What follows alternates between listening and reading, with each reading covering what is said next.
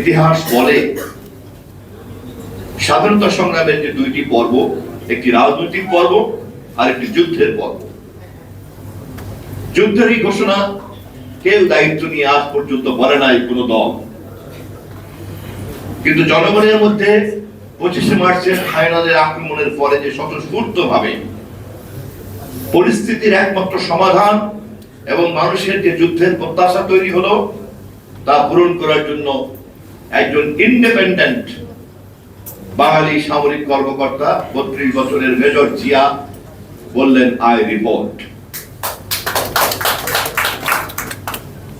এর জন্য তাকে কেউ নির্দেশ দেয় নাই, তিনি কোনো নির্দেশ পান নাই, এবং পান নাই বলেই কিন্তু তিনি অত্যন্ত কনফিডেন্ট নিজেকেই রাষ্ট্রপ্রধান হিসেবে ঘোষণা করেছিলেন।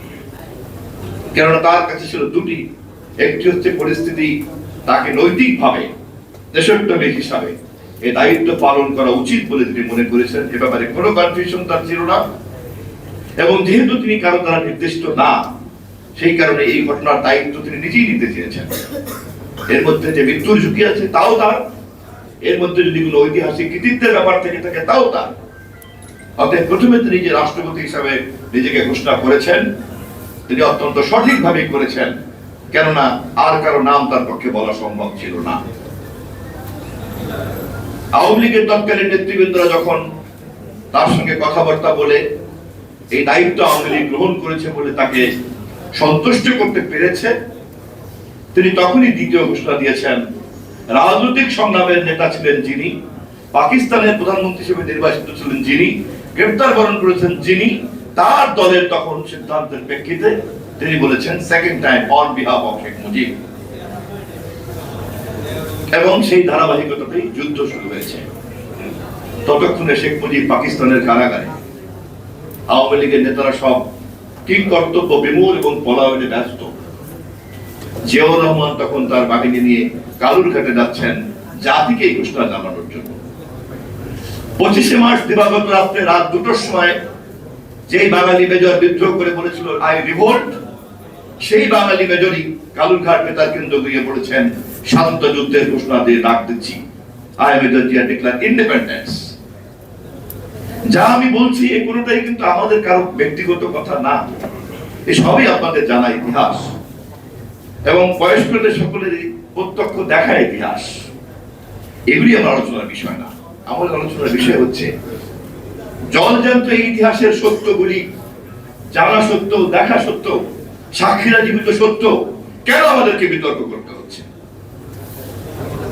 ইতিহাস তো কেউ কোনো মানুষ নতুন করে তৈরি করে না, নতুন করে লিপিবদ্ধ করে না, বর্ণনা করে না। ইতিহাস তার নিজের বিবর্তনের ধারায় জন্ম নেয়। বিজ্ঞ লোকেরা শুধুমাত্র সেটাকে প্রমাণ এবং সাক্ষী হিসাবে ধারণ করেন। ইতিহাস তো কেউ তার মন গড়ায়, ইতিহাস তো কোনো উপন্যাস না, ইতিহাস তো কোনো সাহিত্য না, ইতিহাস তো কোনো ছোট গল্প নয়। ইতিহাস যা ইতিহাস তাই, ইতিহাস স্বয়ম্ভু, সে নিজে নিজেই জন্ম নেয়, সে নিজে নিজেই বিকশিত হয়। জ্ঞানী বিজ্ঞানীরা সেই ইতিহাসকে গভীরভাবে দেখেন এবং বোঝেন এবং পর্যবেক্ষণ করেন। এর চাইতে বেশি আমাদের কারো কিছু করার নাই।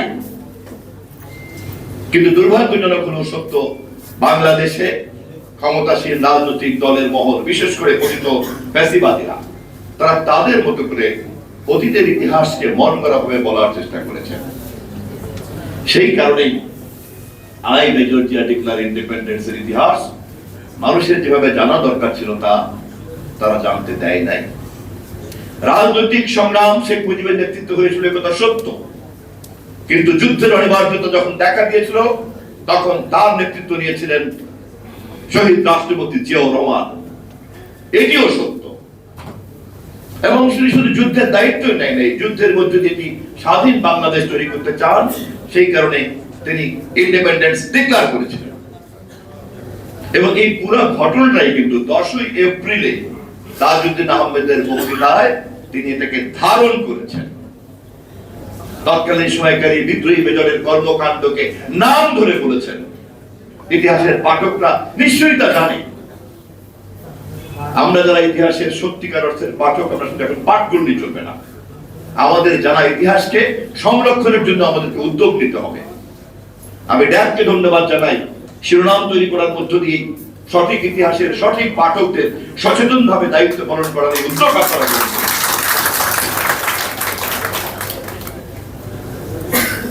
এরপরের ইতিহাসও আপনারা সবাই জানেন।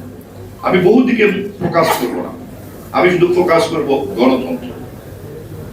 70-এর নির্বাচনে যদি গণতান্ত্রিক অধিকার এবং অবাধ নির্বাচনকে নিশ্চিত করা না যেত, তাহলে কিন্তু জনগণের রায় বেরিয়ে পড়তো না স্বায়ত্ত শাসনের পক্ষে। ক্ষমতা যখন হস্তান্তর করতে পাকিস্তান চায় নাই, তখন জনগণের জন্য যুদ্ধ ছাড়া কোনো উপায় ছিল না বলেই জিয়াউর রহমানের ডাকের যুদ্ধ নিয়ে স্বাধীনতা সংগ্রাম শুরু হয়েছিল। 4 এপ্রিল তেলিয়াপাড়াতে বাংলাদেশের প্রথম সামরিক বাহিনী গঠন করা হয়েছিল। তখনও পর্যন্ত আওয়ামী লীগের নেতৃত্ব কলকাতাতেও জড়ো হতে পারেন নাই। অর্থাৎ একটি দেশের রাজনৈতিক নেতৃত্ব 25শে মার্চ পর্যন্ত তাদের হাতে নেতৃত্ব থাকলেও 25শে মার্চ থেকে 10ই এপ্রিল পর্যন্ত মাঝখানের সমস্ত ঘটনাকে নেতৃত্ব দিয়েছেন জিয়াউর রহমানের যুদ্ধের ঘোষণা এবং তার বিদ্রোহের ঘোষণা। অর্থাৎ 25শে মার্চ থেকে 10ই এপ্রিলের ইতিহাস আমাদেরকে জানা ইতিহাসকে নতুন ভাবে সংকলিত করতে হবে, সঠিক ইতিহাসকে জাতির সামনে হাজির করতে হবে। 70-এর নির্বাচনে শেখ মুজিবের বিজয়ী হয়ে পাকিস্তানের প্রধানমন্ত্রী হওয়ার সম্ভাবনাকে যদি কেউ উড়িয়ে দিতে চায়, তা যেমন ইতিহাসের অজ্ঞতা বলে প্রমাণিত হবে, তেমনি 25শে মার্চের কালো রাত্রির পর থেকে জিয়াউর রহমানের বিদ্রোহ, স্বাধীনতার ঘোষণা, কালুরঘাটের ঘোষণা, 4 এপ্রিলের সামরিক বাহিনীর ঘোষণা এবং 10ই এপ্রিল প্রবাসী সরকারের নেতা তাজউদ্দিন আহমেদ এই পুরো কথাগুলিকে গ্রহণ করার মধ্য দিয়ে মুক্তিযুদ্ধের এক নতুন ধারা তৈরি হয়েছে। অতএব 25শে মার্চ থেকে 10ই এপ্রিলের ইতিহাসকে আমাদের, বিশেষ করে বাংলাদেশি জাতীয়তাবাদের সকল সৈনিকদের, নেতাদের আরো গভীরভাবে পাঠ করতে হবে এবং পরবর্তী প্রজন্মের কাছে আমাদের হাজির করতে হবে। তা যদি আমরা পারি, জিয়াউর রহমানকে ইতিহাস থেকে মুছে ফেলার মতো ক্ষমতা কারোই থাকবে না। আর এখনকার যুগ তো আরো অনেক কঠিন। এখনকার যুগ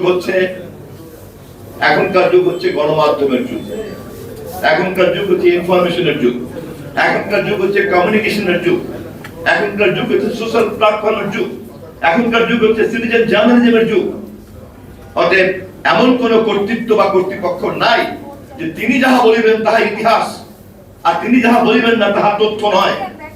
এই আহাম্মকদেরকে আমি করুণা প্রদর্শন করতে চাই।